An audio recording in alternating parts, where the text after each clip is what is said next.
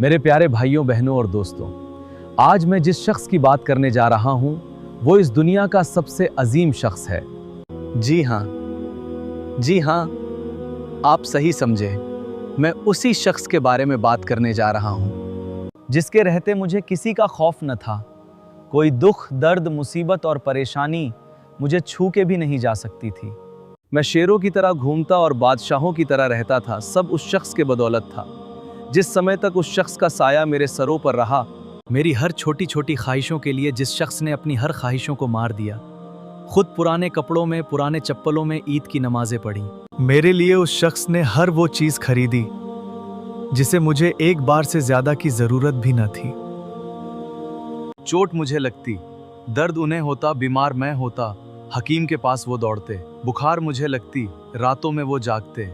जिसने मुझे अपनी उंगलियों को पकड़कर मुझे चलना सिखाया, जिसने अपने पीठ पर बैठाकर मुझे घोड़े की सवारी कराई, कंधों पर बैठाकर पूरा बाजार घुमाया, उस अजीम शख्स ने मेरी छोटी बड़ी ख्वाहिशों को पूरा किया, जिसको पूरा करने की ना उसकी हैसियत थी ना पैसा। फिर भी उस अजीम शख्स ने कभी उफ तक ना किया, मेरे हर मासूम मांगों को पूरा किया और उसके बावजूद मुझे खिलाते रहा। मुझे हंसता हुआ देखकर खुद हंसता रहा, मुस्कुराता रहा। मैं खुश होता तो वो खुश हो जाता और मैं रोता तो वो दुखी हो जाता। उसने मेरी परवरिश बिल्कुल एक फूल की तरह की, जैसे माली अपने फूलों का करता है। अब मैं बड़ा हो गया, मेरी शादी हुई, तब तक वो अजीम शख्स बूढ़ा हो गया। उनको चलने फिरने में भी दिक्कत होने लगी, वो बीमार रहने लगे। अब उनको मेरी ज़रूरत थी पर मैं मौजूद न था। मैं मसरूफ़ था अपनी ज़िंदगी को बेहतर बनाने में। फिर मेरी भी औलाद हुई। जब तक मुझे एहसास होता कि वो शख्स कौन है, उन्होंने मेरी परवरिश के लिए क्या क्या किया, तब तक वो मुझसे नाराज़ हो गए थे। अपनी आंखें बंद कर ली, हमेशा हमेशा के लिए मुझे इस दुनिया में अकेला छोड़ गए। वो मेरे वालिद मोहतरम थे जिनकी अहमियत कभी मैं समझ ही ना सका।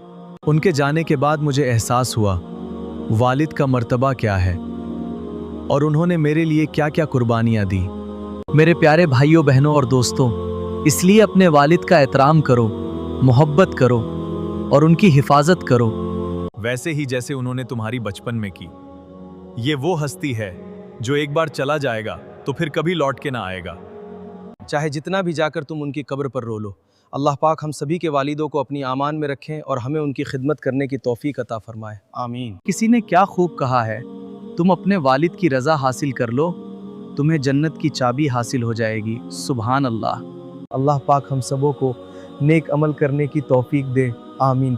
तो मिलते हैं फिर किसी और वीडियो में इंशाअल्लाह। अल्लाह हाफिज़।